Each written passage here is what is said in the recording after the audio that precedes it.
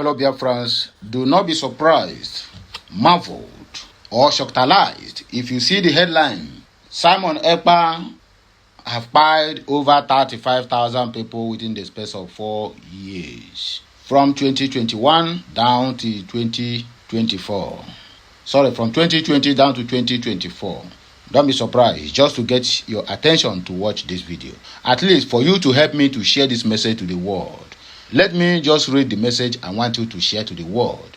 Christmas in Southeast was better after we arrested Simon Ekpa, Minister of Defense. This one, Musa, I talk this one.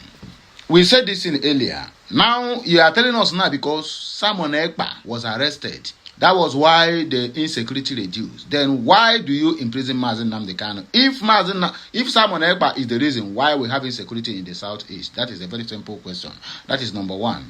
Now you are trying to tell the whole world that you people militarized Southeast. You imported that fake insecurity in the Southeast just to indict anyone you see that will be a stumbling block to the agenda of Islamization and Fulanization of Nigeria or Fulanization of the zoo. That is number two. Number three, you people have already go extra mile to pay $9 million.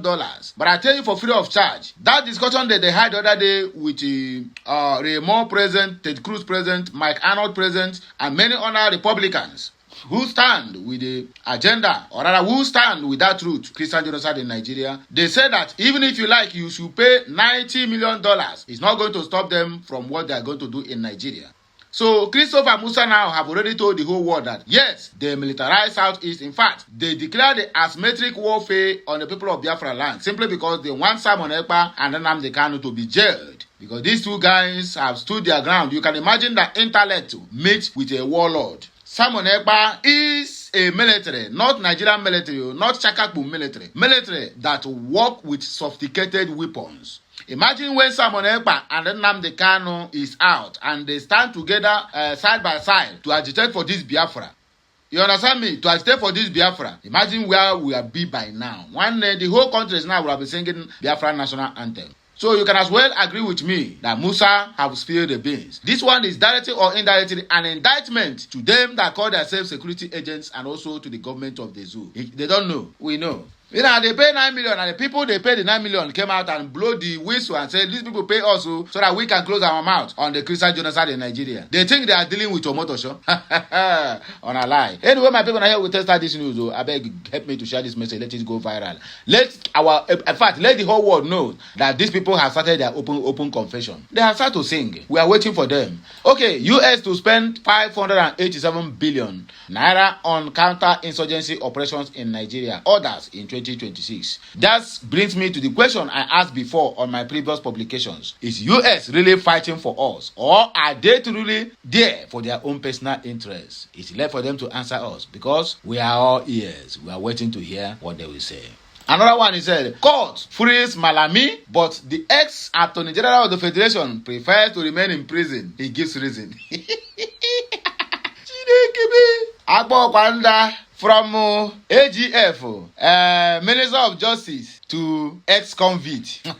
Anything God cannot do does not exist. In fact, anything Nnamdi Kanu cannot do does not exist. You try him, you will pay until the rest of your life. Okay, let us read the news. I beg you. Minister of Defense General Christopher Musa, retired, has said that the Southeast region has experienced significant improvement in security following the arrest of separatist agitator Simon Ekpa. Speaking on Arise TV primetime program on Thursday, the minister stated that the region experienced a more peaceful Christmas following the arrest of the agitator. World, make una hear my voice. He lied. These people are known by their propaganda and the kind of lie they dish out to the general public. Okay, he asserted that this points to the importance of enforcing the law against individuals who incite unrest. The minister recalled that security concerns linked to Ekpa had been publicly discussed earlier, including calls for his arrest. The minister recalled that security concerns, he said that no individual is above the law, warning that anyone who crosses legal boundaries should expect appropriate action from the authorities. So you charge Simon Ekpa for terrorism, the same terrorism you charge Mazi Nnamdi Kanu. In Finland, Simon Ekpa was given 6 years, which is only 3 years he's going to serve. Then in Nigeria, you give Nnamdi Kanu life sentence because he deserves to die. Musa added that the government remains committed to responding decisively to threats against national security whenever red lines are crossed. Bello Tunji, your brother is still at the backyard though. Okay, he said, it was here we spoke about Simon Ekpa and the need to arrest him, and we got him. What happened? Christmas in the southeast was a lot better than ever before. So these are the issues that we need to do as individuals. Must be careful. Nobody above the law, above the government. Nobody is above us. So once you cross red line, I know those in charge will take the appropriate action, according to Musa. Okay. U.S. suspend $587 billion on counterinsurgency operations in Nigeria. I ask again, is U.S. with us or are they against us? Okay, the United States of America plans to spend about $587 billion naira, which is about $413 million on counterinsurgency and security operations in Nigeria and other African countries in 2026, amid worsening security conditions across West Africa. The allocation is included in the U.S. National Defense Authorization Act for fiscal year 2026, obtained by the Punch on Thursday. The funds were approved under Title XLIII, Operation and Maintenance. The security allocation is for the United States Africa Command, AFRICOM, which requested $413 million, $0.46 for each operations and received the full amount authorized under the same act. However, the NDAA did not provide a detailed breakdown of how the funds will be spent across African countries. The budget comes against the backdrop of recent U.S.-backed counter-terrorism actions, including Christmas Day strikes on terrorist hideouts in Sokoto State, carried out during the administration of Donald J. Trump. Earlier this week, AFRICOM delivered a consignment of military equipment to Nigeria security agencies as part of the ongoing efforts to strengthen the country's counter-insurgency operations. The development underscores growing U.S. involvement in regional securities as African states confront rising threats from insurgency, banditry, and violent extremism. The $430 million allocation comes at a time when West Africa continues to face severe security challenges.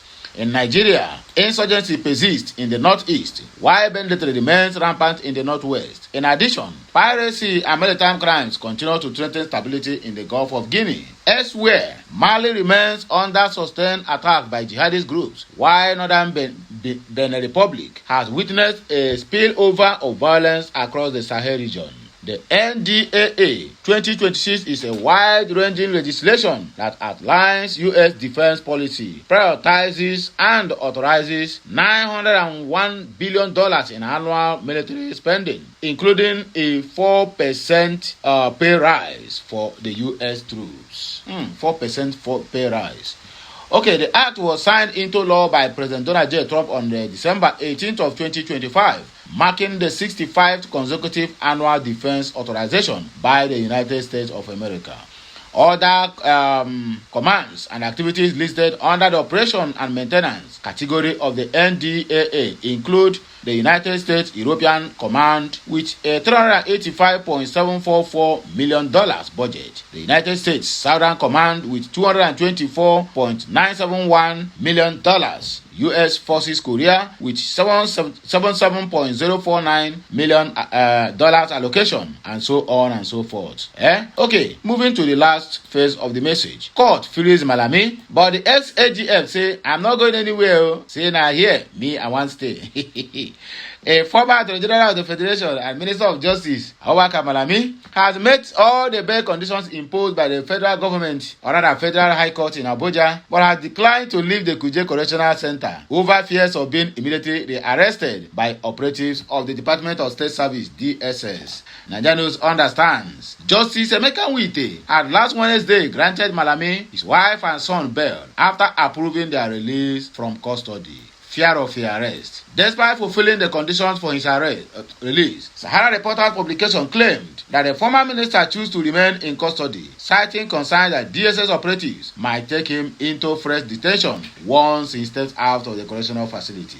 Sources familiar with the development told the news platform that Malami has instructed his legal team to urgently approach the court for an ex parte order restraining security agencies, particularly the DSS, from arresting him upon release. If the ex parte order, how many times do you refuse to obey it? It was, however, learned that no such protective order had been granted by the court, leaving Malami's continuous stay at the Kuje Correctional Center as personal decision rather than one backed by any subsisting court order. A source said that the former Attorney General believes remaining in custody is safer than risking an immediate rearrest, which could lead to fresh detention outside the control of correctional authorities. The same thing you hold Mazin Nnamdi Kanu, or I see what they happen.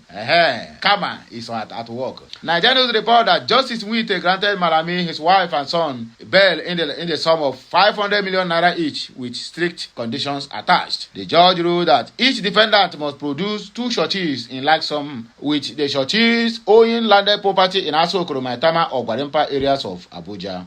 The court further ordered that all the defendants must submit their travel documents to the court and must not travel outside the country without previous permission. The documents of the landed properties provided by the sureties are to be verified by the Deputy Chief Registrar of the court, while the sureties are also required to depose to affidavits of means. In addition, the defendants and their sureties were directed to submit 2 recent passport photographs each to the court registrar. My people, now here we go take a break. More of these videos is coming your way. Like, share, comment, and keep subscribing for more interesting videos. I will hear my voice again when I come back. Keep me seeing, my people.